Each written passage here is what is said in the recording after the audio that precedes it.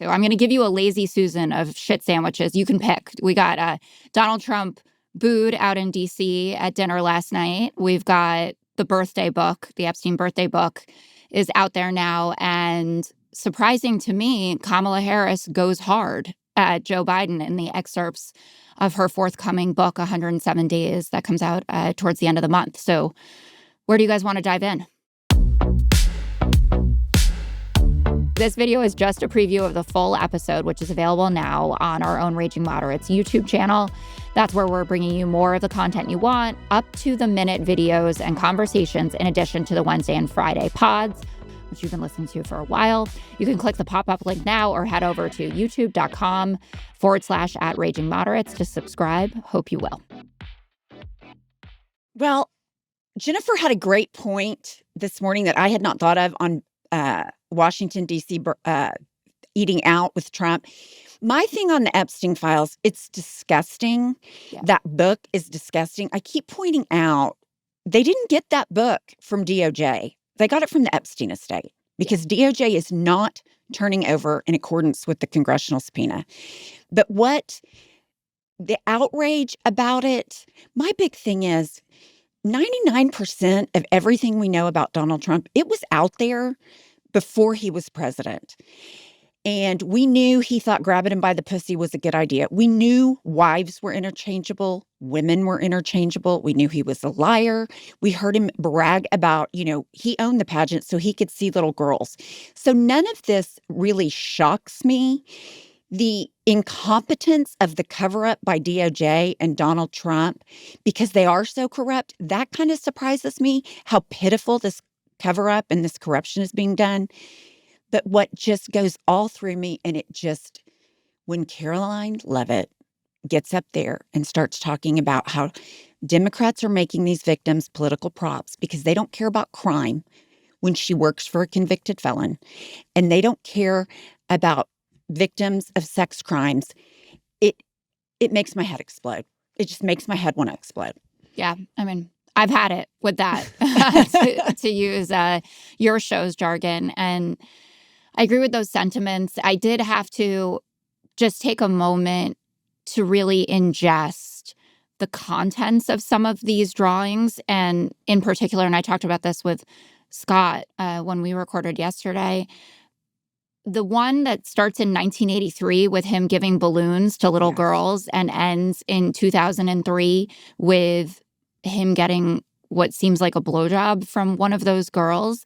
I don't want to make this too much about my estrogen, but as a mother, I just felt my whole body sink, like out of the chair, into the floor, down below to wherever that is. And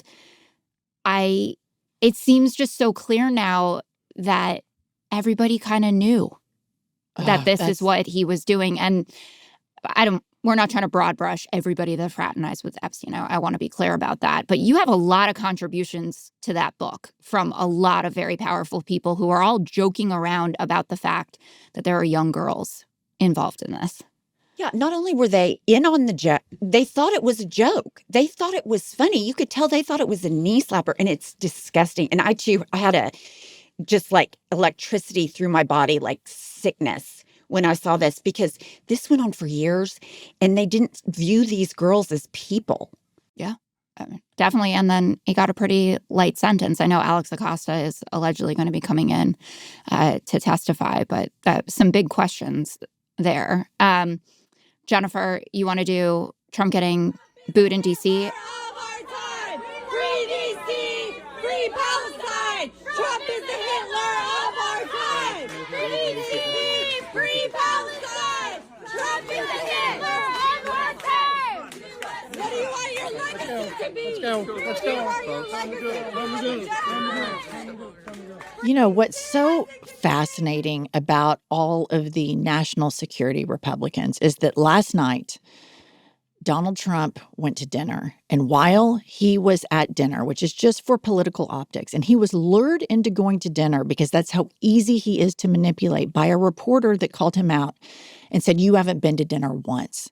So if you think about how easy it was to dog walk Donald Trump to dinner across the street to the White House, think about how easy it was for Benjamin Netanyahu to strike in Qatar. And it's my understanding that they were trying to negotiate a ceasefire. But Benjamin Netanyahu doesn't want that ceasefire.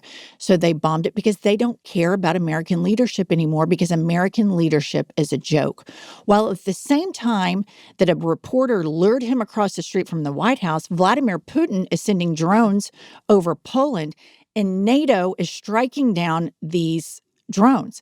And he's with just a trifecta of absolute abject stupidity and obsequious sycophants in the likes of Tweedledee, Tweedledum, and Tweedledipshit. And we have Pete Hegseth, the Secretary of War, who's going to play offense, not defense. Meanwhile, he's doing all this optical bullshit across the street from the White House. Little Marco Rubio, who has just absolutely put on a masterclass in moral collapse, and then failed drag queen J.D. Vance. And it's important that we remember that he is a failed drag queen, because there's documentation that does it, because these are the people that persecute drag queens. So every time we can put their hypocrisy back in their face, I say we do it. We come early, we come often, and show the moral collapse of this administration. And we're all going to find out, all of these national security Republicans, that we used to have the luxury of living in a superpower. And now we have a president that is getting dog-walked by far-right dictators like Benjamin Netanyahu and Vladimir Putin. I like it. And I didn't think that you were going to go there. I thought you were just going to talk about the booing, but you've made it an Article 4 point, which is my favorite swerve that could have possibly happened. And I like that, because maybe I can use it at work later as well. I'll credit you. Maybe it goes so fast. No, don't bring me up. Don't bring me up with them. I like dog walking, though. And I think I'm the only one who ever talked about J.D. Vance and the couch on air. So at least I have that to my credit. But I don't want to say that this is how I feel necessarily, but working in conservative media, if I did come out and I said what you just said, which I think is completely correct, I would get the pushback of October 7th happened on Joe Biden's watch, and Russia invaded Ukraine on Joe Biden's watch. And there were a few policy failures, to say the least, in foreign policy during the Obama administration. And, I think Trump doesn't have really a leg to stand on. I mean, it's such a clear line from that summit in Alaska to Putin popping over to China, basically saying, no, this is my guy, right? I called him right after, like when you come home from a date and you call your friend, that's what Putin did with President Xi. And then he went over, and we've lost Modi on top of it, which is a huge problem for the United States on a whole host of levels.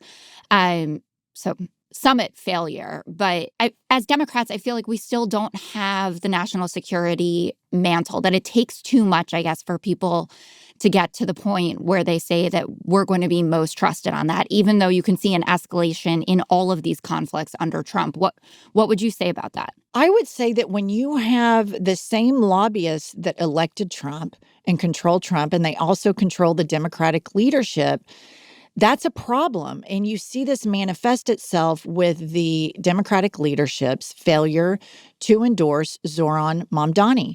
And Hakeem doesn't have to agree with him on everything, but this moment requires centrists, raging moderates, leftists, progressives to all come together and listen to the voters. New York is clearly more progressive than where we are in Oklahoma City.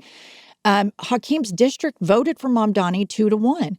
And I think we have to have credible messengers in the party. And right now, we just don't have credible messengers. When you're beholden to the same people that are dog walking, we call Donald Trump Kanks, short for Kankles. When you are beholden to the same people that are dog walking Kanks, we feel so hopeless. And this would be such a layup, Jessica, for Democrats to start making this argument. And where we are in the Bible Belt, this shit would hit hard. If the Democratic Party came out right now and said, MAGA isn't America first, they're Israel first. If they started doing that, it would hit hard in middle America, because most people don't even know where Israel is on a map. Most people don't know where Palestine is on a map. I'm talking about the average Americans, people that kind of lightly traffic in the news a couple of times a week. And they can't make these arguments because they are compromised by the same people that are compromising MAGA. And I think I saw a number that AIPAC donated for Trump, something like $200-300 million to get him elected.